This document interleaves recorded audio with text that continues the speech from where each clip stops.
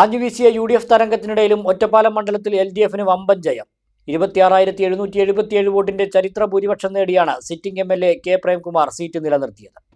പ്രേംകുമാർ 75,362 വോട്ടും UDF സ്വതന്ത്ര സ്ഥാനാർത്ഥി PK ശശി 48,585 വോട്ടും NDA സ്ഥാനാർത്ഥി മേജർ രവി 42,476 വോട്ടുകളും നേടി.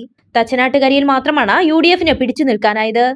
മറ്റെല്ലാ തദ്ദേശഭരണ സ്ഥാപനങ്ങളിലും LDF മേൽക്കൈ നേടി. വോട്ടെണ്ണലിന്റെ ഒരു ഘട്ടത്തിൽ UDF 3-ാം സ്ഥാനത്തിലേക്ക് പിന്തള്ളപ്പെട്ടു. വോട്ടെണ്ണലിന്റെ അന്തിമഘട്ടത്തിൽ തച്ചനാട്ടുകരിയിലെ ബൂത്തുകൾ എണ്ണിയപ്പോഴാണ് UDF 2-ാം സ്ഥാനത്തേക്ക് തിരിച്ചെത്തിയത്. കഴിഞ്ഞ തവണ 15,152 വോട്ടിനായിരുന്നു LDF വിജയം. ഒറ്റപ്പാലത്തിന്റെ മണ്ണ് ഇടതുപക്ഷത്തിന്റെ ഉരുക്കുകോട്ടയാണെന്ന് പ്രഖ്യാപിക്കുന്ന തെരഞ്ഞെടുപ്പാണ് ഉണ്ടായതെന്ന് കെ പ്രേംകുമാർ പറഞ്ഞു. ഇടതുപക്ഷ ജനാധിപത്യ മുന്നണിക്ക് അഭിമാനകരമായ വിജയമാണ്. ഇടതുപക്ഷ ജനാധിപത്യ മുന്നണിയുടെ പ്രവർത്തകരുടെ മുൻകൈയിലെല്ലാം നടത്തിയ പ്രവർത്തനങ്ങൾക്ക് ജനങ്ങൾ സമ്മാനിച്ചിട്ടുള്ളത്.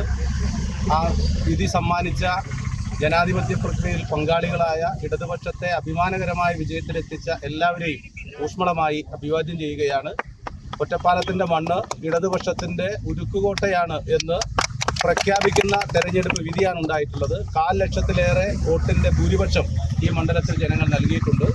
കേരളത്തിൽ പൊതുവിൽ ഇടതുപക്ഷത്തിന് സ്വാഭാവികമായിട്ടുണ്ടായിട്ടുള്ള തിരിച്ചടി അത് പ്രയാസം നൽകുന്നതാണ്. അതിനെയും അതിജീവിക്കുക തന്നെ ചെയ്യും.